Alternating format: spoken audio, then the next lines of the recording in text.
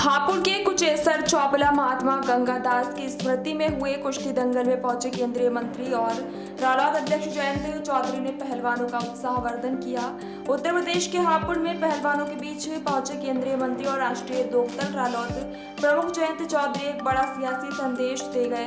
रालोद chief जयंती चौधरी ने कहा कि यूपी में होने जा रहा है उपचुनाव किसी दंगल से कम नहीं है। इसके साथ ही उन्होंने कहा कि भारत खेल का आयोजन बड़ा केंद्र है। रालोद चीफ जयंत चौधरी ने कहा कि स्पोर्टिंग में बड़े इवेंट होने जा रहे हैं। आने वाले समय में ओलंपिक की मेजबानी करने के लिए भी भारत तैयार है। इसके लिए प्रयास किए जा रहे हैं। केंद्रीय मंत्री और रालोद अध्यक्ष जयंत चौधरी ने कहा कि यूपी में 10 सीटों पर होने जा रहा है आगामी उपचुनाव किसी दंगल से कम नहीं है। इसके लिए हम पूरी मेहनत करेंगे, जनता की अदालत में जाएंगे और वह फैसला रखा जाएगा। हरियाणा में हुई भाजपा की जीत और जम्मू कश्मीर में अप्रत्याशित नतीजे आए हैं। हापुड़ से महेंद्र सिंह की रिपोर्ट।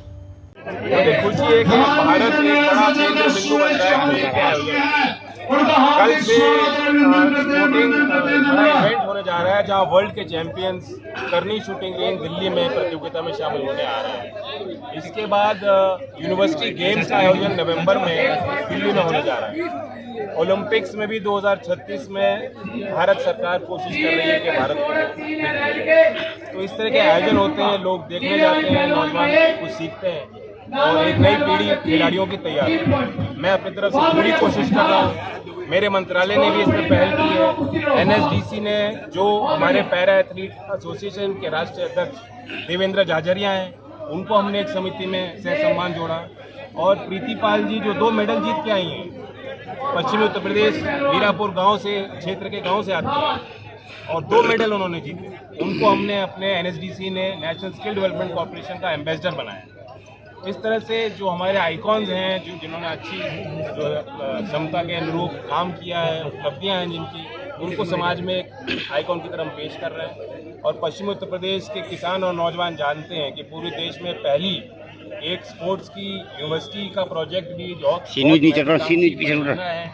उद्घाटन प्रधानमंत्री जी ने किया। मुख्यमंत्री का ड्रीम प्रोजेक्ट है सरदना क्षेत्र में, उसका भी जो निर्माणाधीन है उसको भी हम लोग गति देने की कोशिश करेंगे। आपने सर नाम लिया अभी मीरापुर क्षेत्र का। उत्तर प्रदेश में 10 विधानसभा सीटें हैं जहां उपचुनाव होना है। आप एनडीए के सहयोगी दल हैं, अच्छा प्रदर्शन एनडीए का रहा हरियाणा और ये मेरी पूर्वजों की धरती है। चौधरी चरण सिंह जी की जन्मस्थली, हमारा गांव बिल्कुल यहीं बगल में है। मेरे सब बड़े बुजुर्ग और नौजवान साथी परिवार के सदस्य आए हैं। बहुत उत्साह के साथ हर साल ये आयोजन होता है और वह भी एक महान आत्मा की स्मृति में कार्यक्रम होता है। संत गंगादास जी का नाम पूरे उत्तर भारत में, साहित्य के क्षेत्र में बहुत लोग जानते नहीं। खड़ी बोली में शायद वो पहले विख्यात कवि थे। सैकड़ों उनकी किताबें और कविताओं के ग्रंथ हैं। क्योंकि मैं शिक्षा मंत्रालय भी देखता हूँ और मेरे अंतर्गत एनसीईआरटी आता है, जो स्कूलों में पढ़ाए गए पाठ्यक्रम पे अध्ययन विचार करता है और उसको समीक्षा करके उसे फाइनल करता है, स्वीकृत करता है।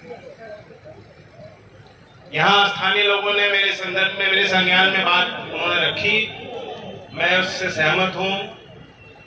संत गंगादास जी का जो विचार था, जो उनका लेखन था, उस पे और अध्ययन कराने के लिए और स्कूली व्यवस्था में उसे जोड़ने के लिए, पाठ्यक्रम में शामिल करने के लिए मैं खुद मंत्रालय के विशेषज्ञों को बुला के सलाह करूंगा। ये किसानों की धरती है और हमारे गांव देहात की जो परंपरा रही है कि इस तरह के सामाजिक आयोजन हम लोग करते आए।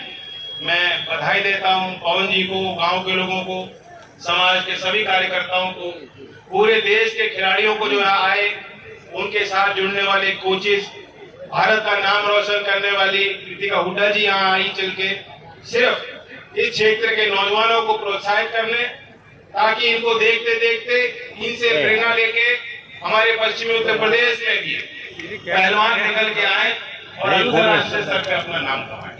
हम सबकी यही कोशिश रहेगी। ये मौका क्योंकि दशहरा का दिन है, समाज में जो कुरीतियां हैं उनसे बचने का भी और सोचने का, विचार करने का अवसर है।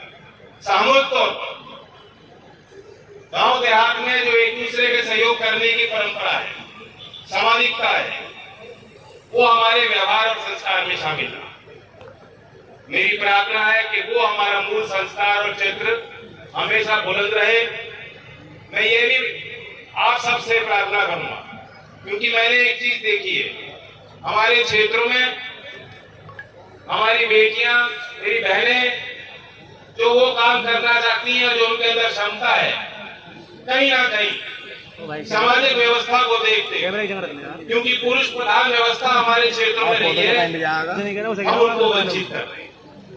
तो बड़े बुजुर्गों से मेरी प्रार्थना, माताओं से भी प्रार्थना है कि हम और बड़े सपने देखने के लिए अपने घर की बेटियों को तैयार करें, उनके अंदर सामर्थ्य है उसे विकसित करें। व्यापार के क्षेत्र में, शिक्षा के क्षेत्र में, समाज के क्षेत्र में, राजनीतिक क्षेत्र में अगर कोई बेटी आगे आके काम करना चाहती है, उसे रोकना नहीं चाहिए, उसे भरपूर लाड प्यार और आशीर्वाद देके आगे बढ़ने का मौका देना चाहिए। यही मेरी बात है। मैं, क्योंकि हमारे प्रतिनिधि सरकार में भी हैं, मैं इतना ही कहूंगा कि किसानों की धरती, किसानों की समस्याओं पर हमेशा निरंतर हमारी नजर रहती है, चाहे गन्ने की खेती हो, चाहे यहाँ हॉर्टिकल्चर हापुड़ में बहुत बढ़िया है, किसानों को अच्छा लाभ मिले, अच्छा भाव मिले और समय में भुगतान मिले, इसके लिए हमारा प्रयास जारी रहेगा। धन्यवाद।